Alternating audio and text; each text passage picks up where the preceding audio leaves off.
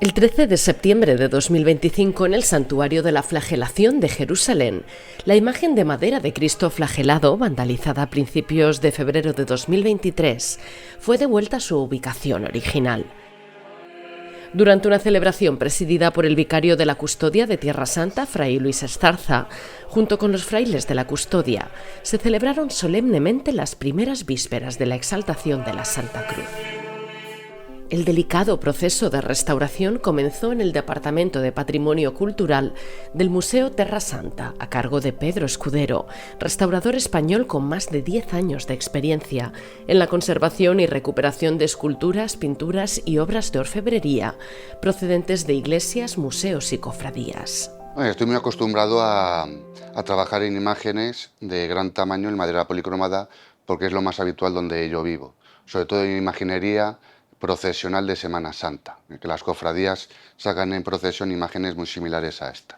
L'anno scorso già Pedro è venuto a restaurare una decina di opere. El año pasado, Pedro vino a restaurar una docena de obras de orfebrería de alta calidad procedentes de España y otros lugares para el museo. Este año ha regresado para restaurar esta imagen donada por Barcelona, que había sido profanada y ahora puede ser reubicada en el convento de la Flagelación al inicio del Vía Crucis. Convento della Flagellazione all'inizio della Via Crucis.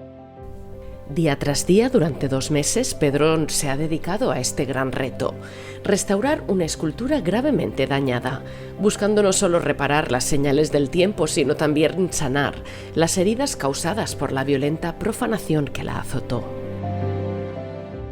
Empezando por las piernas para poner a Cristo de pie, hasta los fragmentos y elementos faltantes. Después vino la limpieza y finalmente el barnizado de toda la imagen. Pues ha sido un trabajo largo, pensé que no me iba a dar tiempo, pero estoy muy contento porque he visto que a los demás están muy contentos, no solo con la restauración, sino con ver restituida la imagen en la iglesia después de 2 años, y que aunque le haya hecho daño una persona a la imagen, somos muchos más las que venimos a venerar la imagen de Cristo. Esperamos que este sea el último incidente aquí. Este es un lugar sagrado que debe ser respetado por todos, porque mucha gente viene de todo el mundo. Visitan este lugar y rezan aquí. Hay respeto religioso aquí. Cuando rompió y tiró la imagen al suelo estábamos aquí. Lo vimos todo y fue realmente doloroso. Y ahora que ha vuelto estamos muy felices. El autor del vandalismo fue declarado mentalmente incapacitado por las autoridades locales tras ser arrestado y repatriado a Estados Unidos, donde no puede ser procesado bajo la ley local por los daños que causó al santuario de Jerusalén. La desafortunada coincidencia de estos factores hizo esencial que la Custodia de Tierra Santa asumiera todos los costes de la restauración, que ha sido posible gracias a la generosidad de benefactores, incluyendo a las familias del Instituto Zacarías de Milán, quienes han querido contribuir a la restauración de la belleza de la imagen del ex homo.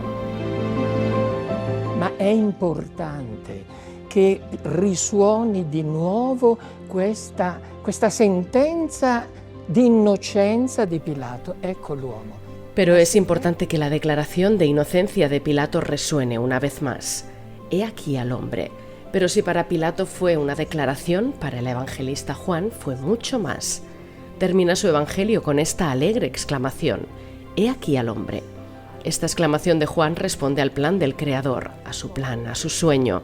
Y así cada vez que encontramos dificultades en nuestro camino espiritual de búsqueda de Dios, llegamos a este punto donde la historia de la salvación finalmente ha alcanzado su plenitud.